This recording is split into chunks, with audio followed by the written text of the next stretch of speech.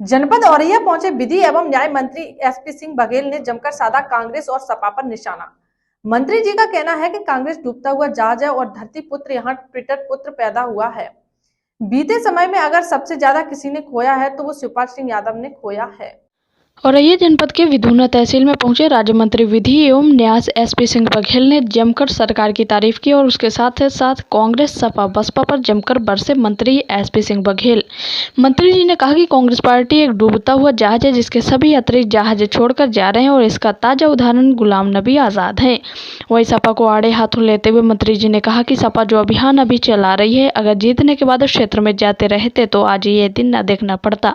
वहीं सपा संरक्षक मुलायम सिंह यादव को लेकर बड़ा बयान दिया। मंत्री जी ने कहा कि धरती पुत्र मुलायम सिंह के घर ट्विटर पुत्र पैदा हुआ है जो ट्विटर खेलता है।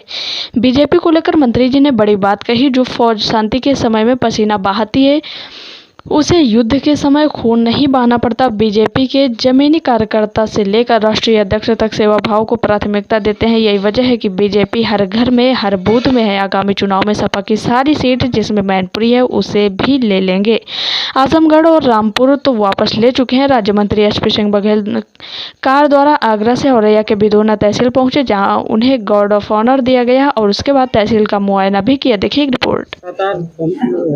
क्षेत्र में जा रहे हैं और सदस्यता अभियान चलाए हुए हैं, तो ऐसे में क्या लगता है 2024 के जाना चाहिए? हर राजनीतिक व्यक्ति को अपने क्षेत्र का ध्यान रखना चाहिए और उनके तो गुरु, हालांकि हम भी उनके अनुयायी हैं। डॉक्टर लोहिया तो हमेशा कहते थे चर्चा पर्चा खर्चा राजनीति में हमेशा रहना चाहिए, man to man and people to people contact रहना चाहिए। लेकिन 3.5 साल बाद होश आता है कि क्षेत्र में जाना है, अथवा विधानसभा के चुनाव के पहले 3 महीने पहले निकलते हैं और बाकी समय आराम गाह में रहते हैं। तो धरती पुत्र मुलायम सिंह यादव जी के घर में एक ट्विटर पुत्र अखिलेश यादव पैदा हो गए हैं, जो ज्यादातर आप लोगों के लिए ट्विटर से ही समाचार देते हैं। सर, देखा जा रहा है कि भारतीय जनता पार्टी लगातार तैयारी में है। क्या लगता है इस बार के लोकसभा चुनाव में कितनी सीटें आने वाली यूपी से? जो फौजें शांति काल में पसीना बहा लेती हैं, उनको युद्ध के काल में, युद्ध के मैदान में खून बहाने की आवश्यकता नहीं होती है। भारतीय जनता पार्टी सतत रूप से बूथ अध्यक्ष से लेकर राष्ट्रीय अध्यक्ष निरंतर क्षेत्र में रहती है, लोक कल्याणकारी कामों में रहती है और सेवा ही संगठन है, इस तर्ज पर लगातार काम करती है। अभी मोदी जी का जन्म दिवस आने वाला है, उस जन्म दिवस पर पार्टी वृक्षारोपण करेगी, ब्लड डोनेशन करेगी, गरीबों को किट वगैरह बांटेगी, विधवा विकलांग वृद्ध लोगों के लिए उनके लिए सरकारी पेंशन के अनुसार निजी के तौर पे भी कुछ न कुछ करेगी। कुल मिला के बर्थडे पे केवल पोस्टर पर मैं यहाँ कहना भी चाहूँगा कि मोदी जी के जन्मदिन पर हवन करना या मंदिर में आरती करना या पोस्टर को मिठाई खिलाना एक न्यूज हो सकती है, लेकिन जो व्यक्ति स्वयं इस देश का सबसे बड़ा सेवक हो, उनके जन्मदिनों पर हमें सेवा कार्यों को करना चाहिए। जो मैंने उदाहरण के तौर से बताया कि जितने साल के वो हो गए हैं और जिले में या विधानसभा में उतने लोगों को ब्लड डोनेट करना चाहिए, उतने वृक्षारोपण लगाना चाहिए, गरीब लोगों को आने वाली सर्दियों के लिए उतना कंबल बांटना चाहिए, अथवा जल सेवा करनी चाहिए, प्याऊ वगैरह लगानी चाहिए, और वो हम लोग करेंगे। चाहिए नहीं, श्री JP नड्डा जी ने परसों हम लोगों की सांसदों की एक वर्चुअल मीटिंग ली है, जिसमें सेवा ही संगठन के तर्ज पर समस्त सांसद लोग अपनी कॉन्स्टिट्यूंसी में करेंगे।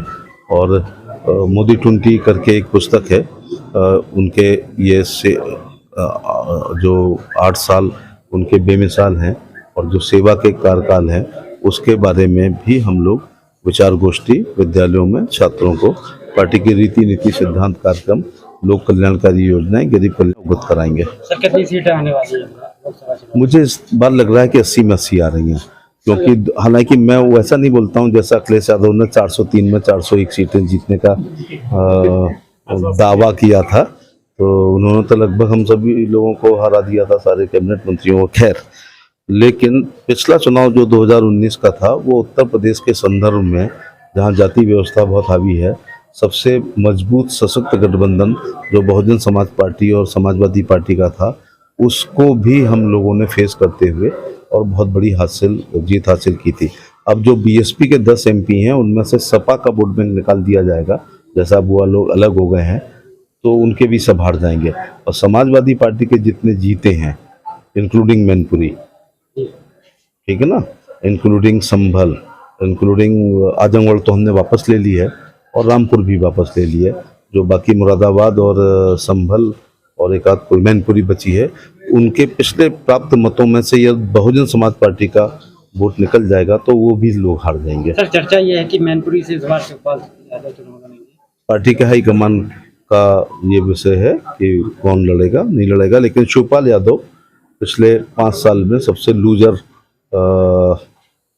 जिन्होंने खोया है राजनीतिज्ञ हैं, क्योंकि उनको 2012 में निकाला गया, प्रदेश अध्यक्ष से हटाया गया, फिर वो आए, फिर गए, फिर अपनी कोई पार्टी बनाई, फिर उस पार्टी को लेके संगठन किया, फिर अभी 22 में उन्होंने अखिलेश से गठबंधन किया। बड़ा शानदार गठबंधन है वो, 80 सीटें मांगी, फिर 70 पे आई, फिर 60 पे आई, फिर 50 पे आई, फिर 40, 30, 20, 10, 9, 8, 7, 6, 5, 4, 3, 2 होते हुए 1 सीट, और वो 1 सीट नहीं मिली है, बल्कि he is the best candidate for the Jaswantnagar, इसलिए उनको साइकिल का प्रत्याशी बनाया गया, ना कि उनको सीट दी गई।